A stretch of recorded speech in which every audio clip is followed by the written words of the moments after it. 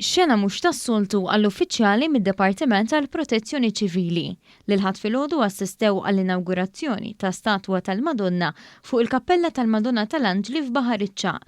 Din it-tradizzjoni Franġiskana li ħaddiema tal-Protezzjoni Ċivili jassistu għal kxif ta' statwa tal-Madonna bdiet f'Ruma u l-ħadd saret ukoll f'pajjiżna.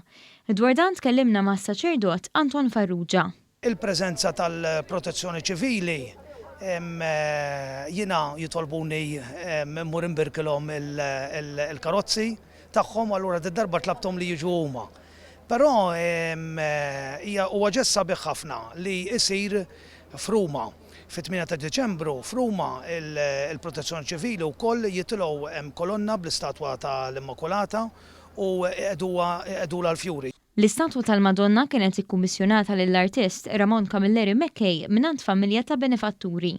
L-artist spjega kif minħabba l-elementi li se tkun esposta lihom kellha tinħadem bil-fiberglass.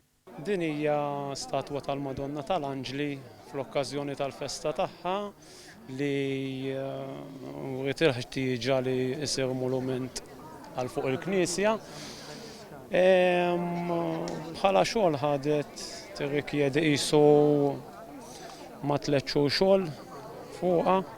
Qarib tal-familja li kkummissjonat din l-istatwa għalilna li l-ħsieb warajha beda minn xewqa ta' parroċċjan attiv.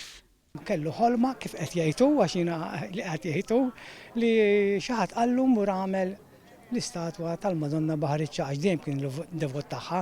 Aktar qabel saret qudiesa dedikata lil patruna ta' din il-kappella bħala parti miċ-ċelebrazzjoni tal-inawgurazzjoni tal-istatwa.